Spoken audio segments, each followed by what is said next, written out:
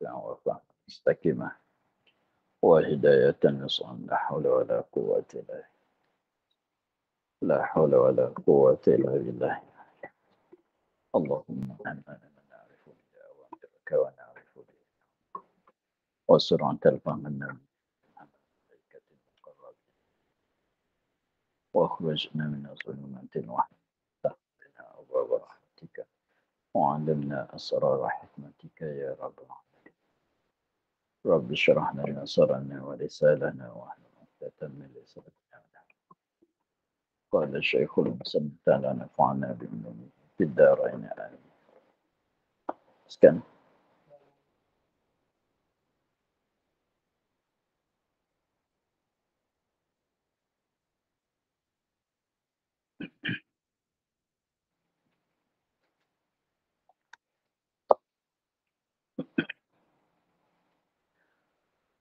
وَلَنَبْلُوَنَّكُمْ بِشَيْءٍ مِّنَ الْخَوْفِ وَالْجُوعِ وَنَقْصٍ مِّنَ الْأَمْوَالِ وَالْأَنفُسِ وَالثَّمَرَاتِ وَبَشِّرِ الصَّابِرِينَ الَّذِينَ إِذَا أَصَابَتْهُمْ قَالُوا إِنَّا لِلَّهِ وَإِنَّا إِلَيْهِ رَاجِعُونَ.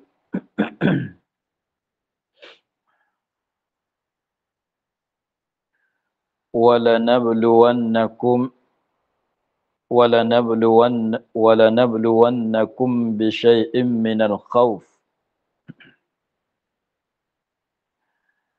Demi Allah, di sini nak dia katanya demi Allah, itu nak isyarat kata lam pada lanabluwannakum lanab lam tu. Lam satu haraf lam tu jawab qasam. Isyarat itu maknanya lam tu tanda katanya ada qasam di situ, ada sumpahan. Lam pada lanabluwannakum, lam situ, lam satu haraf lam tu menunjuk katanya di sini ada qasam. Tetapi lafaz qasam, perkataan qasam itu tidak disebut, dihadzaf, tak disebut.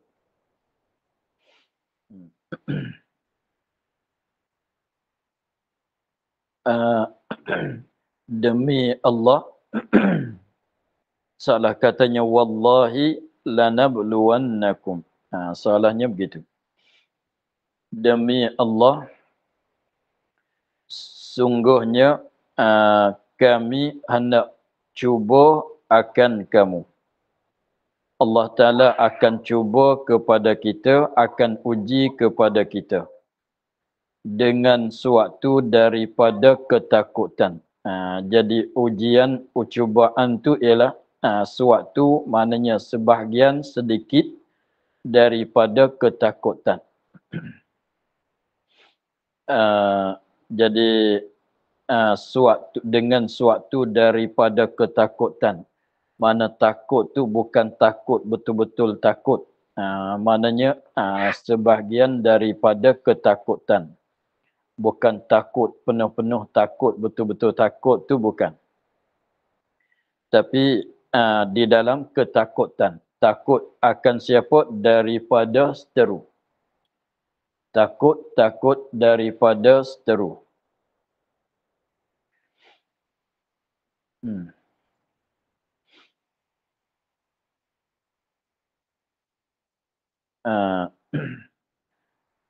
Jadi sini Allah Ta'ala cerita katanya dia akan menguji, mencubakan kita dengan suatu ujian, dengan suatu bala, yang mana yang pertama di sininya ialah bala ketakutan daripada seteru. Jadi seorang tu duduk dalam keadaan takut daripada seteru. Takut daripada seteru tu ada kalanya dengan secara ramai-ramai keseluruhan. Artinya setengah orang tu di dalam takutkan daripada seteru, setengah orang tu tidak. Dengan secara meratai atau dengan secara peribadi. Wal ju'i, dan lapar, kemarau. Wal ju'i, dan lapar, kemarau. Ini satu ujian lagi yang Allah Ta'ala akan uji. Cara ujian Allah Ta'ala. Setengah daripada cara yang Allah Ta'ala mengujikan manusianya ialah uji dengan kelaparan. Kelaparan tu dia katanya kelaparan kemarau, mana kelaparan sebabnya kemarau.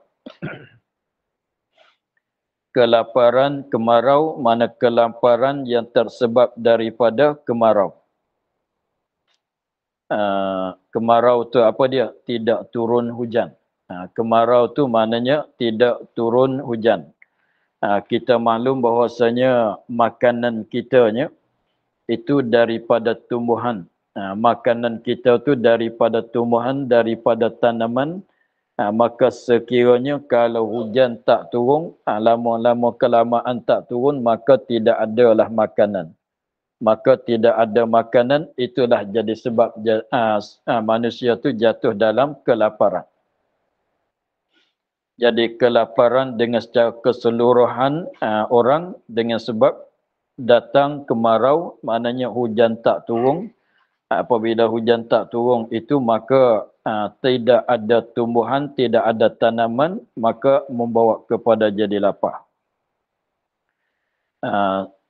Dua perkara ujian Allah Ta'ala akan diuji dengan kepada manusia. Wa naqsim minal amwali wal anfusi was samarat. Wa naqsim minal amwali wal anfusi was samarat. Dan kekurangan daripada harta dan kekurangan jadi kurang sebab habis, sebab binasa daripada harta tu jadi kekurangan sebab habis dengan sebab binasa ni kita katanya binasa rusak, binasa sebab habis. Dan kekurangan manusia dengan mati dan jadi orang tu jadi kurang. Seperti masa Covid baru ni, ramai yang mati. Jadi orang tu jadi tak berapa ramai. Maka itu pun satu ujian juga. Kekurangan manusia dengan mati, dengan sebab mati dan kena bunuh. Seperti berlaku di Palestin tu ialah dan kesakitan. Kena bunuh dan kematian. Begitu.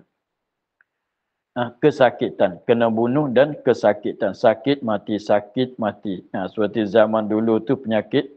Seperti masa kita yang belum pada ni, ialah penyakit Covid. Pada zaman dulu tu banyak mati dengan sebab penyakit ta'un. Dan kekurangan buah-buahan. Dan kekurangan buah-buahan.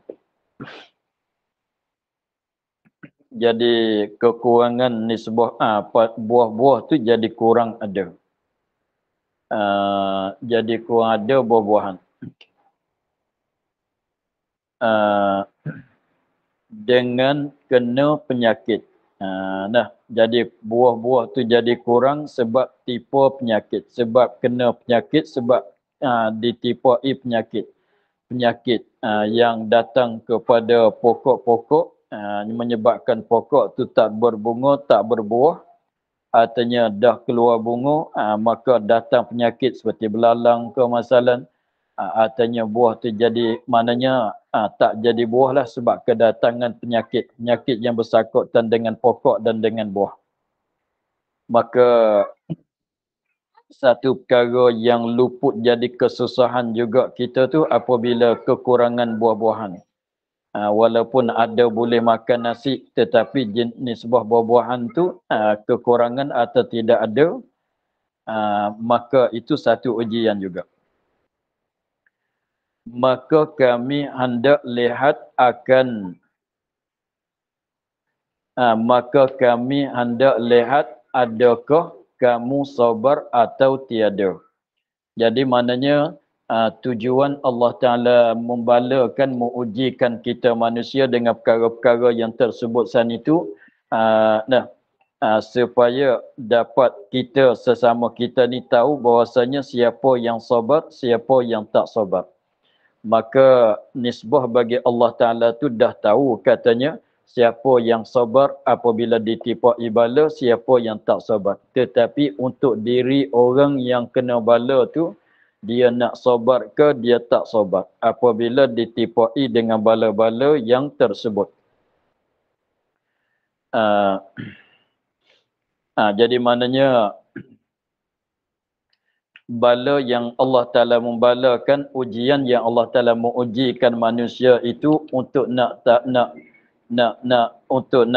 tengok kepada manusia tu sendiri adakah boleh sabar ke tidak boleh sabar di atas ujian bala yang tersebut.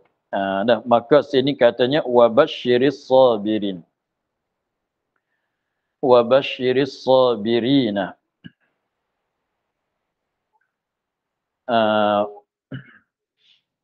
Wabasyiris sabirina, dan persuka olehmu ya Muhammad akan segala orang yang banyak sabar atas bala. Jadi maka sekiranya ditipai oleh bala, diujikan dengan ujian daripada Allah, maka sekiranya kalau orang yang dapat sabar dengan ujian itu, dengan bala itu, maka Allah Ta'ala katanya, anak khabar kesukaan oleh kamu wahai Muhammad kepada orang yang sabar di atas bala itu, kesukaan tu dengan syurga, lepas daripada neraka. Itu kelebihan dianya. Jadi maknanya walaupun kena bala tu, tapi kalau kita ambil kesempatan dengan tipai bala tu, kita dapat sabar, maka dapat ganjaran yang besar, dapat balasan yang besar ialah dapat balasan syurga dan kelepasan daripada neraka. Itu sekiranya kalau pandai, kalau tahu, ambil kesempatan daripada susah kena bala, maka kita sabar, maka akan dapat balasan yang besar pula di situ. Jadi maknanya bukan semata-mata bala yang Allah Ta'ala tipu tu semata-mata nak menyusahkan pada manusia, tidak. Bahkan akan bagi kelebihan yang besar kepada orang yang kena bala pula. Jadi salah katanya buka peluang untuk nak dapat kelebihan yang besar, ialah kelebihan orang sabar, ialah dapat kesukaan dengan syurga, dapat kelepasan daripada neraka.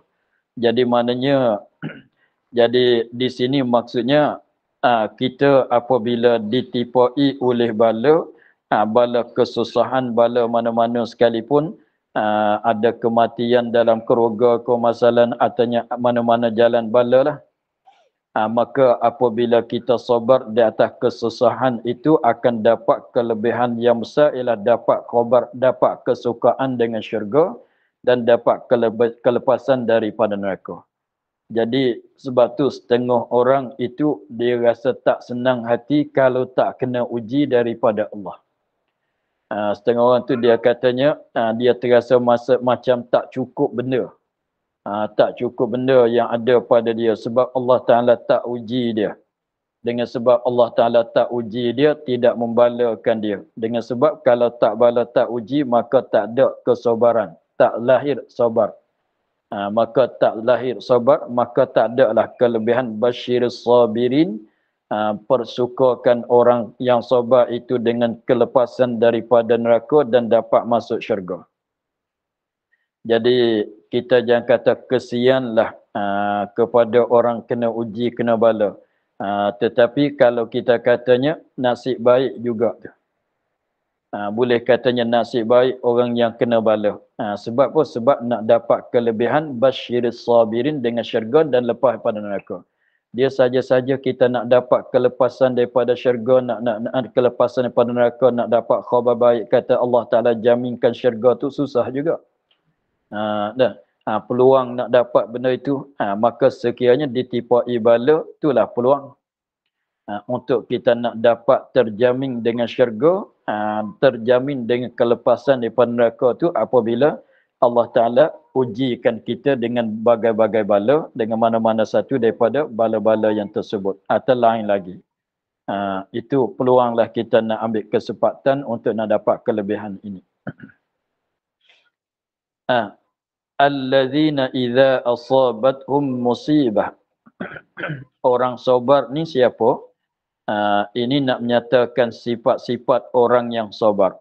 Orang sabar ni macam mana, siapa orang yang sabar yang dapat kesukaan syurga dan lepasan daripada neraka, siapa? Alladzina idza asabathum musibah. Iaitu orang-orang yang banyak sabar. Iaitu orang-orang yang banyak sabar itu segala mereka yang apabila mengenai akan mereka itu oleh musibah, bala, penyakit atau kematian. Qalu inna lillahi wa inna ilaihi raji'un. Kata mereka itu bahawa kami ini bagi Allah, milik dan hamba dan kejadian. Maknanya inna, kami, bagi Allah, milik dan hamba dan kejadian. Maknanya kami adalah milik Allah. Kami adalah hamba Allah.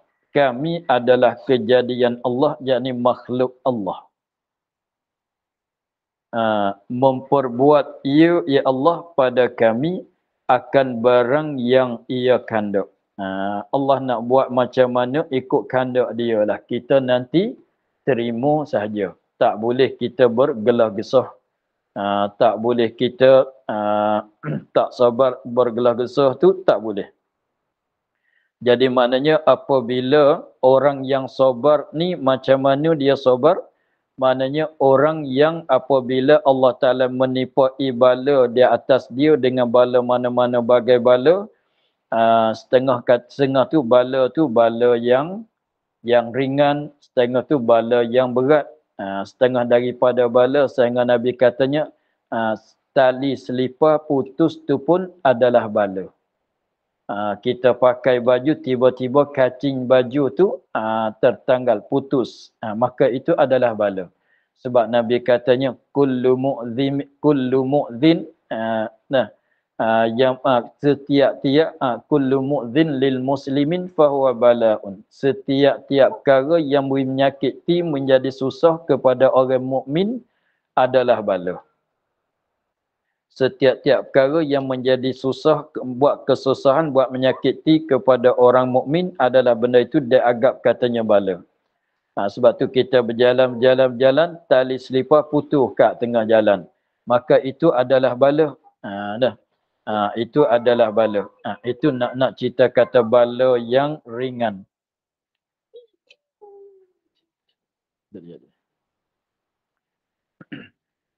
Itu adalah bala. Tak nanti beratlah. Maka orang yang sabirin tu orang yang ditipai akan dia oleh bala. Apabila ditipai akan dia oleh bala, maka selalu dia kata inna lillahi wa inna ilaihi raji'un. Dia kata tu, kata di dalam hati, kata dengan mulut kata, hati pun kata juga.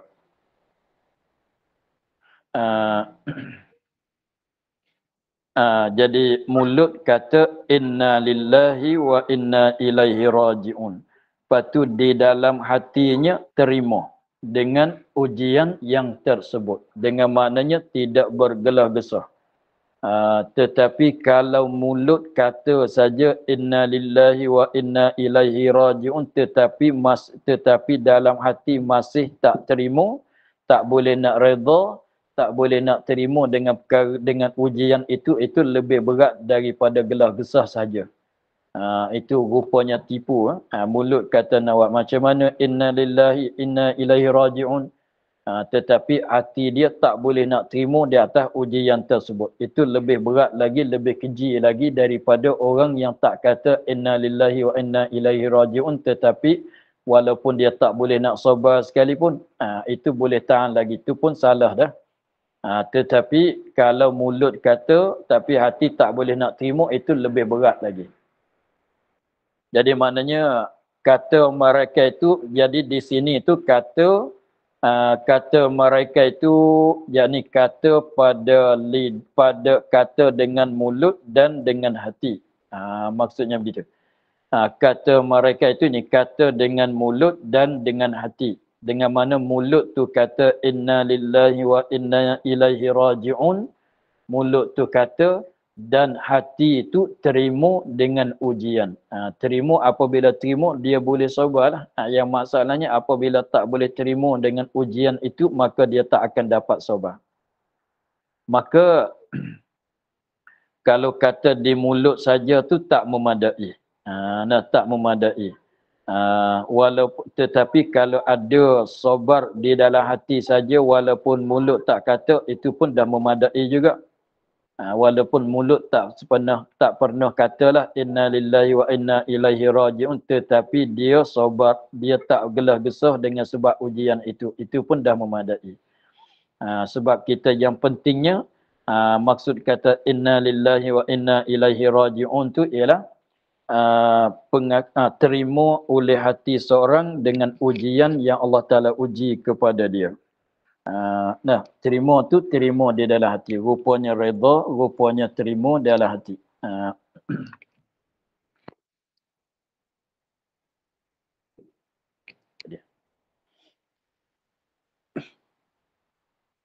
Apa maksud dengan kata inna lillah?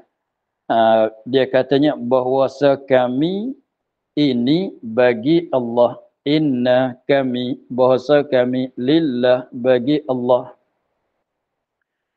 Lillah bagi Allah. Lepas tu macam mana kami bagi Allah? Tengok dia kata milik dan hamba dan kejadian tu makhluk. Maknanya kita kata inna lillah tu kita buat pengakuan di dalam hati, kita terima di dalam hati, kita mengaku di dalam hati bahwasanya kita ni milik Allah. Kita ni adalah milikkan bagi Allah.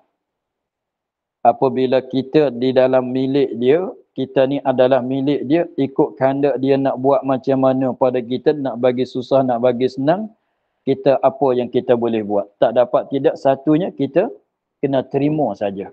Terima dengan terima. Tidak ada jalan lain. Sebab kita adalah milik dia. Kalau kita bukan milik dia, kalau tak nak terima pun patutlah. Sebab kalau kita bukan milik dia, kita bukan di dalam rentahan dia. Kalau tak nak terima tu, nak lawan, nak apa, itu sepatutlah sebab kita bukan milik dia. Tetapi kita ini adalah di dalam milikkan dia, di dalam rentahan dia. Maka ikut dia kehendak nak buat, nak lakukan apa perkara pada kita, satu jalan yang kita bolehnya ialah terima dengan terima. Tidak ada jalan yang lain. Itu satu makna kata kami bagi Allah pada milik. Dan hamba, maknanya kami ini hamba bagi Allah. Itu satu-satu. Milik, mana kami ini adalah milik bagi Allah. Dan hamba, maknanya kami ini adalah hamba Allah. Kami ini adalah hamba Allah. Jadi macam sanilah. Kita hamba dia tuan, dia penghulu. Dia nak lakukan macam mana terhadap kita, itu terpulang pada kita. Kita tak ada hak nak pilih. Kita tak ada hak nak pilih. Apa yang dia nak laku pada kita, dia lakulah. Kita nanti terima apa yang dia lakukan pada kita. Satu laginya, kejadian maknanya makhluk. Jadi maknanya kita mengaku kata kita ni adalah makhluk dia. Jadi maksud kata inna lillah, kami bagi Allah, mana kami ni adalah milik Allah. Kami ni adalah hamba Allah. Kami ni adalah makhluk Allah. Sama dengan apa dia? Lillahi ma fis samawati wa ma fil ard. Lillahi ma fis samawati wa ma fil ard. Lillahi ma fis samawati wa ma fil ard. Bagi Allah benda yang ada pada langit dan bumi. Maknanya milik Allah, hamba Allah, makhluk Allah. Uh, Jadi kita katanya inna lillah tu maknanya kita mengaku bahawa kita ni adalah milik dia, kita ni adalah hamba dia, kita ini adalah makhluk dia. Apabila kita buat pengakuan gitu, memperbuat ia Allah pada kami akan barang yang ia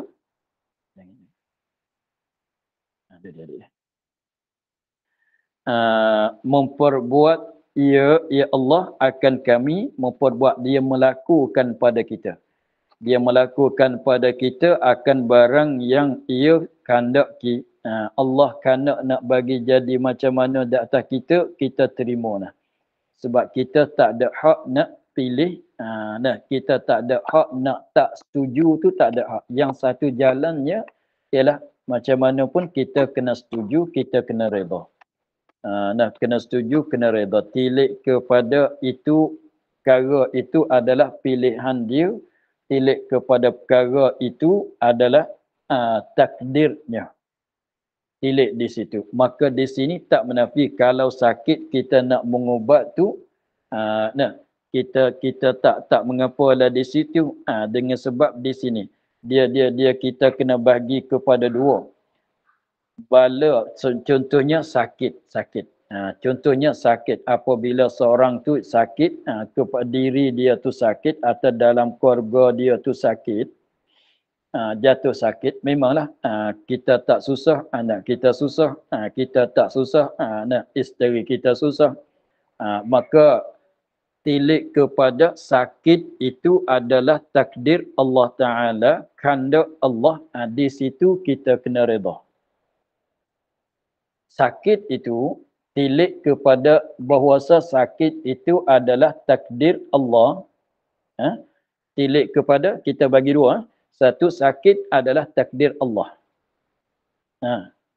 Yang kedua, sakit itu adalah perkara yang jahat. Dua. Dua. Kita bagi dua. Sakit itu adalah takdir Allah. Yang keduanya, sakit itu adalah perkara yang jahat, perkara yang tak baik. Maka tempat yang kita kena redha di mana? Di sakit yang ialah takdir Allah. Perbuatan Allah. Tilik ke situ mesti kita kena redha.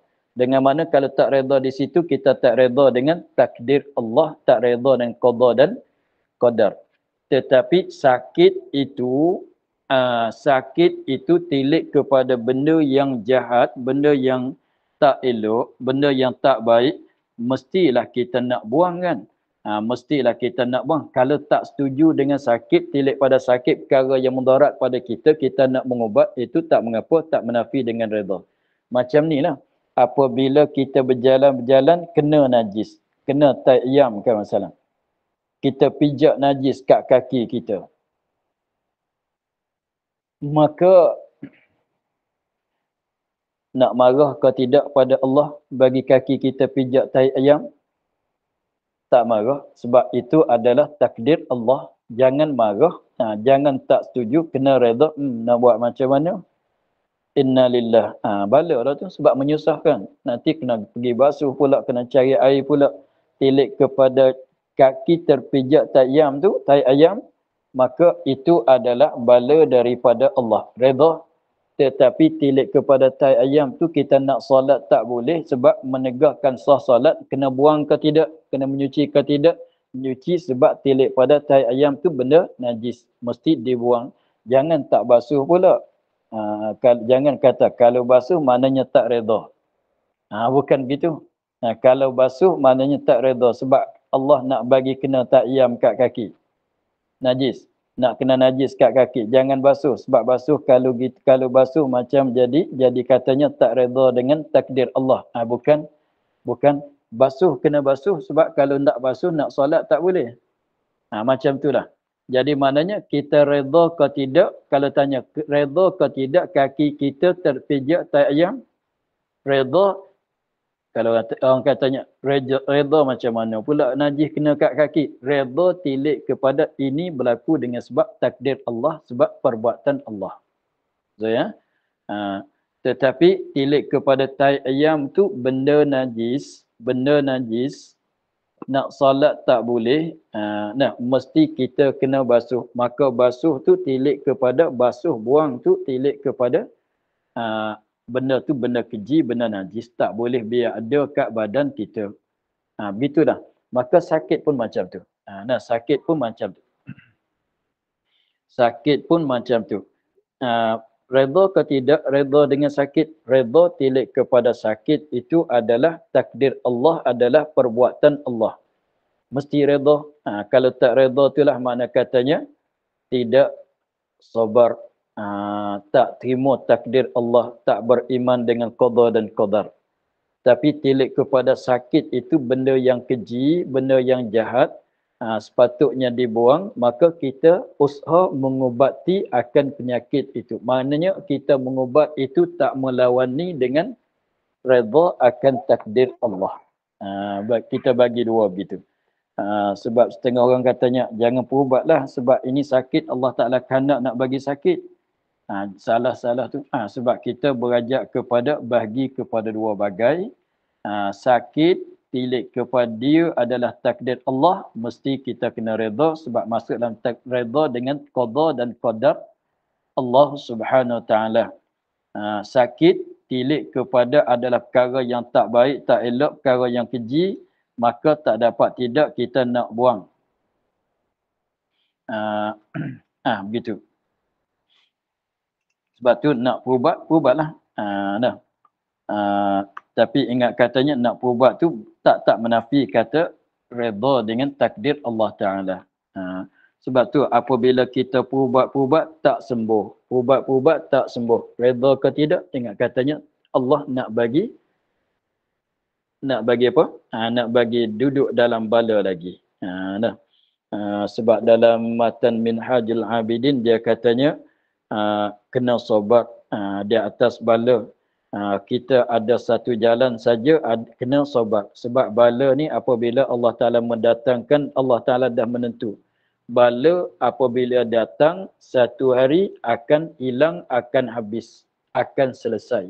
Cumanya yang kita boleh buat sekarangnya, ketika dibalai, tunggu masa habis saja. Sementara nak habis tu, kita sabar. Kita usaha untuk nak mengubat kalau sakit. Sementara kalau ubat tak habis lagi, belum sembuh lagi, itu maknanya Allah tahulah katanya Allah Ta'ala nak bagi duduk dalam bala lagi, nak bagi kita dalam sabar lagi. Begitu ya.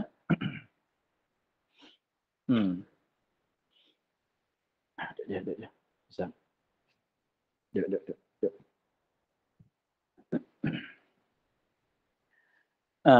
Wa inna ilaihi raji'un. Wa inna ilaihi raji'un. Dan bahawasa kami dan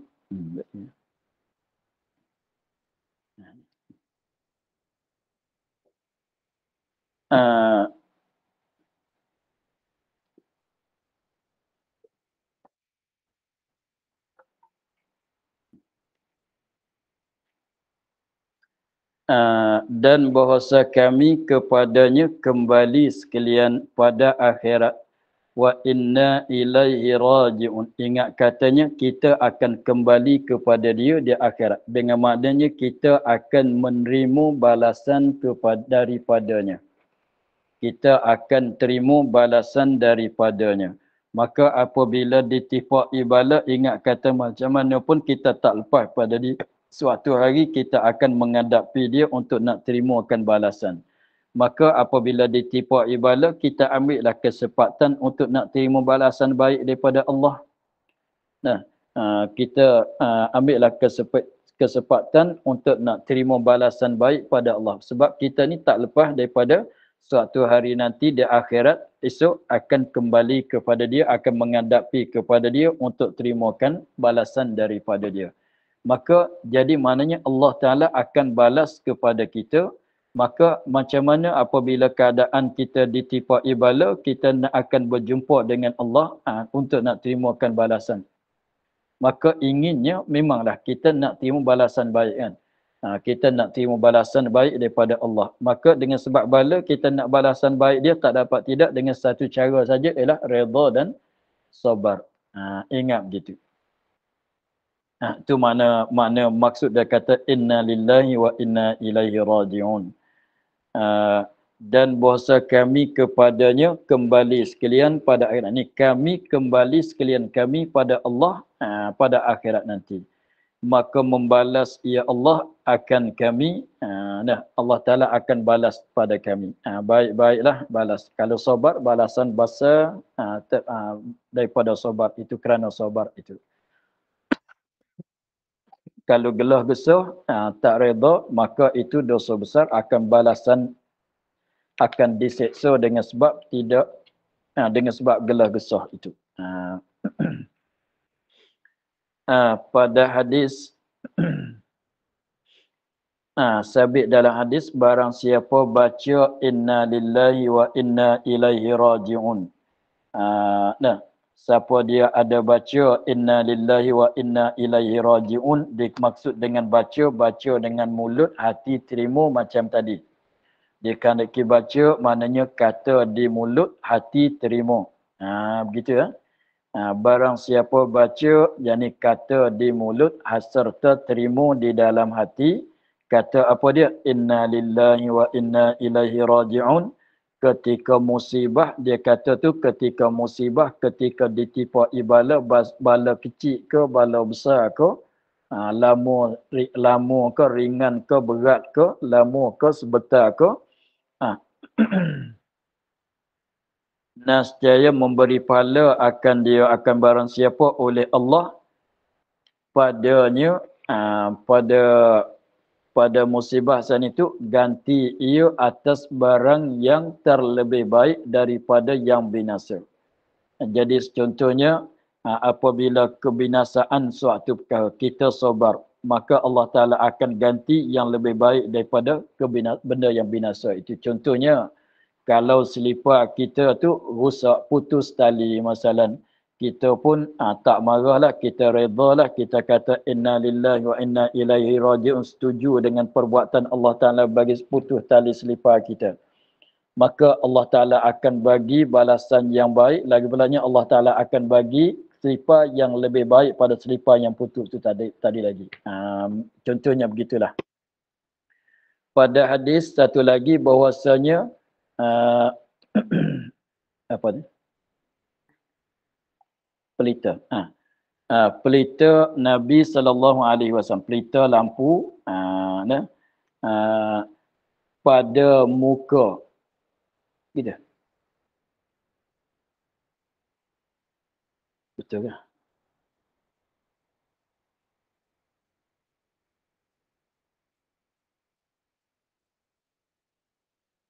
Pelit Nabi SAW pada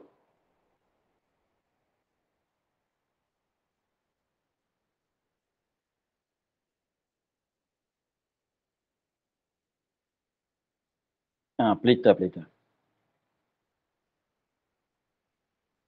Pelita Nabi SAW, bahawasa pelita pelita lampu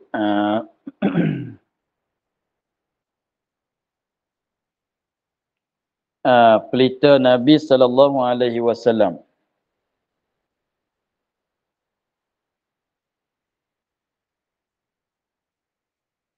padam, wow tak ada, padam, padam, dia tulis padamu, bukan dia, wow tak ada, padam.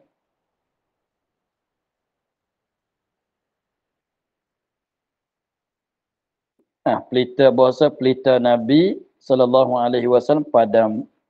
maka istarja'a ia mana istarja'a tu istirja' tu mana kata yakni baca ia kata Nabi inna lillahi wa inna ilaihi raji'un. Nah Nabi Peter Nabi tu nyala-nyala tiba-tibanya padam. Nabi pun kata inna lillahi wa inna padam. Inna lillahi wa inna ilaihi raji'un. Nabi pun kata inna lillahi wa inna ilaihi raji'un. Maka kata Aisyah, hanya pelita ya Rasulullah. Maksudnya ambuh sekadar pelita padam saja dah kata inna lillahi. Jadi macam berat, macam benda berat sekadar pelita padam pun kata innalillah juga. Kalau kematian siapa-siapa dalam keluarga sepatutlah nak kata innalillahi wa inna ilaihi raji'un. Jadi Aisyah kata ambuh sekadar pelita terpadam tu pun innalillah juga. Aisyah kata. Jadi pada pandangan Aisyah tu maknanya pelita padam tu tak patut nak kata, tak pada lagi lah nak kata innalillah tu kena berat pada ni lagi.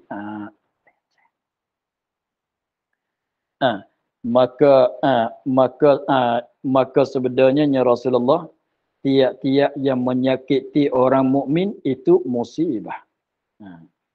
Kullu ma asa'al mu'min fahuwa musibah. Nabi katanya, setiap-tiap yang menyakiti orang mukmin itu musibah. Dia anggap kata bala dah tu. Dia anggap kata bala musibah dah tu. Kullu ma asa'al mu'mina fahuwa musibah. Lafaz hadis pada bahasa Arabnya bunyi yang begitu. Kullu ma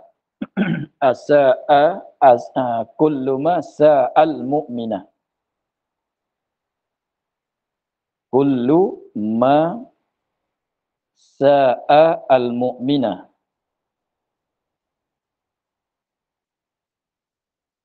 Kullu ma sa'a al-mu'mina fahuwa musibatun. Fahuwa musibatun. Nabi katanya kullu ma sa'al mu'mina. Boleh kita hafal bahasa Arab. Kullu ma. Kullu patumma kaf lam mim alif. Kullu ma sa'a sin alif hamzah. Sin alif hamzah. Patu al-mu'mina. Al-mu'mina. Al-mu'mina. Fahuwa fa ha waw. Fahuwa fa ha waw. Fahuwa musibatun. Mim sad ba ya ta marbutah. Fahuwa musibatun. Kullu ma sa'al mu'mina fahuwa musibatun. Setiap-tiap yang menyakiti akan orang mukmin itu musibah. Ialah musibah. Dia anggap kata musibah. Itu nak kena sabar. Apakah yang berat pada tu lagi? Ni nak jadi hadis yang kedua ni kita boleh gambarkan bahasanya sakat mana nak bilang kata dhabit dia. Dhabit nak kenal musibahnya gitulah. Setiap perkara yang menyusah, yang menyakiti akan orang mukmin dianggap katanya musibah. Putus tali selipar ke, padam pelita ke, kucing masuk makan ikan dalam rumah ke masalah itu ialah burung masuk kacau dalam rumah itu memanglah musibah tapi ringan. Itulah dhabit ya. Ingat dhabit bagi musibahnya begitu. Kullu ma sa'al mu'mina fahuwa musibatun. Ingat begitu. Maka cerita tu belum selesai lagi. Ulaika alaihim salawatun, itu belum selesai lagi. Tapi tengok dengan masa dah dah dah sampai, kita akhir di situlah. Kama katanya ulaika alaihim salawatun min rabbihim wallahu a'lam. Alhamdulillah rabbil alamin.